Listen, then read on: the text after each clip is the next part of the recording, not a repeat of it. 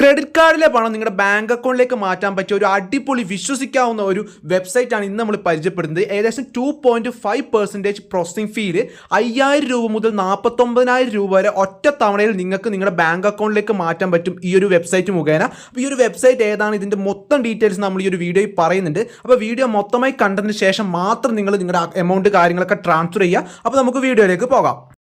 Friends, അപ്പോൾ ആപ്ലിക്കേഷൻ്റെ പേര് എന്ന് ഗോ പൈസ എന്നാണ്. നിങ്ങൾക്ക് പ്ലേ സ്റ്റോറിൽ ഡൗൺലോഡ് ചെയ്യാൻ സാധിക്കും. അതിനുശേഷം നിങ്ങളുടെ മൊബൈൽ നമ്പർ അല്ലെങ്കിൽ പാസ്വേഡ് കാര്യങ്ങളൊക്കെ അടിച്ച് രജിസ്റ്റർ ചെയ്യുക. സോ രജിസ്റ്റർ ചെയ്തതിന് ശേഷം നിങ്ങൾ ഇങ്ങനെ ഒരു ഇൻ്റർഫേസ് കാണും. അവിടെ ഇൻസ്റ്റൻറ്റ് മണി എന്ന് പറയുന്ന ഭാഗത്ത് ക്ലിക്ക് ചെയ്ത് ഓക്കെ ലെറ്റ്സ് ഗോ എന്ന് പറയുന്ന ഭാഗം ക്ലിക്ക് ചെയ്യുക.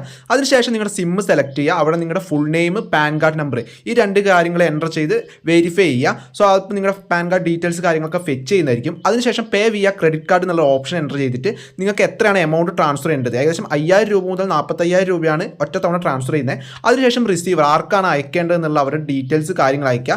ഓർക്കണം, നമ്മുടെ സ്വന്തം ബാങ്ക് അക്കൗണ്ടിലേക്ക് ഇത് ട്രാൻസ്ഫർ ചെയ്യാൻ പറ്റില്ല. അതിനുശേഷം നിങ്ങളുടെ റിസീവറുടെ ബാങ്ക് അക്കൗണ്ട് ഡീറ്റെയിൽസ് കാര്യങ്ങൾ എൻ്റർ ചെയ്ത് കണ്ടിന്യൂ കൊടുക്കുക. സോ സേവ് ആൻഡ് കണ്ടിന്യൂ കൊടുത്തു കഴിഞ്ഞാൽ നിങ്ങൾക്ക് ഇപ്പോൾ കാണാൻ പറ്റും ഏകദേശം 45,000 രൂപയാണ്. സോ അതിനുശേഷം നിങ്ങൾക്ക് ഈ ഒരു കൂപ്പൺ കോഡ് അടിച്ചു കഴിഞ്ഞാൽ 2.5 പ്രോസസ്സിംഗ് ചാർജിൽ നിന്ന് 1.25 പ്രോസസ്സിംഗ് ചാർജായി കുറഞ്ഞു കിട്ടുന്നതായിരിക്കും. സോ ഈ ഒരു കൂപ്പൺ കോഡ് അപ്ലൈ ചെയ്യാൻ മറക്കണ്ട.